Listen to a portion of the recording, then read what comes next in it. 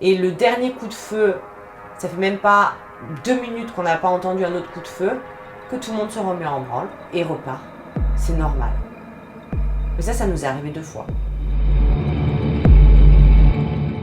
Je suis Véronique de Vigry, photoreporter, et je travaille en Afghanistan depuis 2003.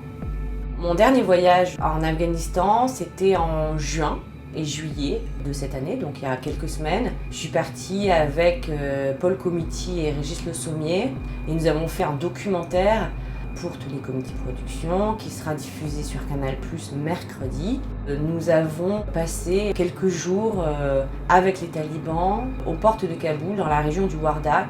Nous avons pu voir à quel point ils étaient préparés, les armes qu'ils avaient récupérées. Nous avons même pu assister à une cour de justice talibane. Nous avons vraiment vécu avec eux complètement à leur rythme. Vous le verrez dans le documentaire, on voit bien qu'ils étaient prêts, qu'ils étaient préparés. On ne savait pas que ça allait être aussi rapide. C'est une première que des journalistes les suivent d'aussi près et aussi longtemps, avec justement autant d'accès. On est rentré fin juillet et je pense qu'ils étaient assez sûrs d'eux. Ils savaient qu'ils étaient à quelques semaines de prendre le pays. Ouais, ils voulaient montrer qu'ils étaient prêts et qu'ils avaient tout ce qu'il fallait, que c'était organisé.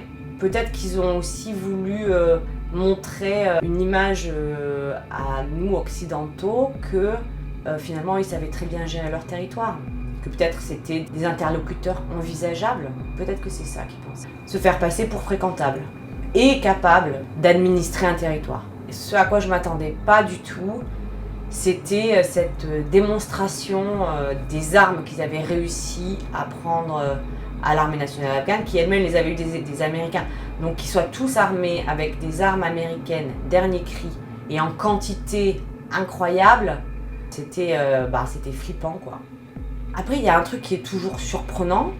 On s'attend à se trouver face à des monstres et on se retrouve face à des êtres humains. Et c'est très perturbant. Et en face de nous, et c'est surprenant, on se retrouve et ce sont des hommes. En Afghanistan, il y a beaucoup de familles où on va avoir un frère qui va être par exemple policier et l'autre qui va être taliban. Et c'est pour ça aussi, je pense qu'il n'y a pas eu beaucoup de résistance.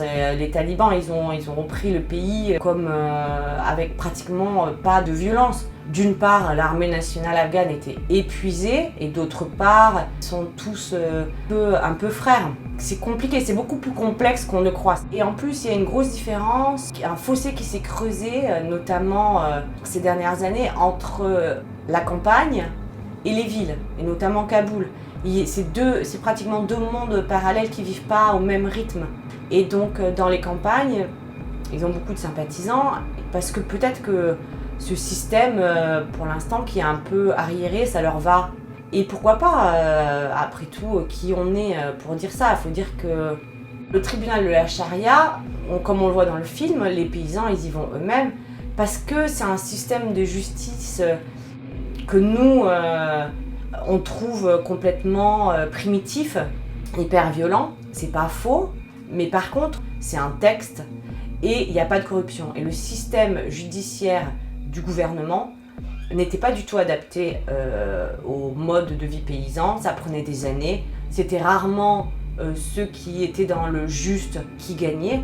On a même pu rester assez longtemps sur un checkpoint taliban où ils prennent les téléphones. Je ne crois pas qu'ils nous aient refusé beaucoup d'accès. Par contre, on était tout le temps accompagné d'un guide taliban, quoi. C'est un minder.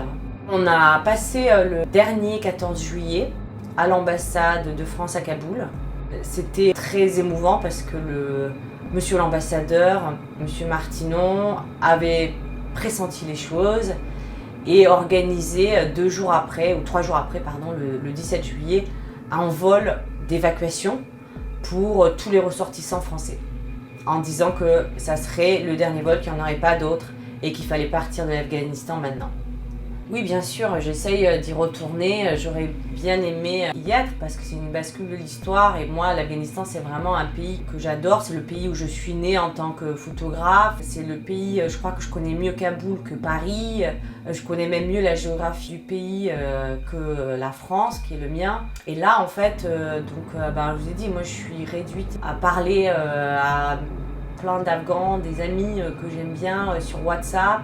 Essayer de les mettre sur les listes pour qu'ils puissent être évacués, en rassurer certains ou juste les écouter parce que je peux faire que ça. C'est un peu comme regarder un ami qui se fait torturer, on peut rien faire quoi.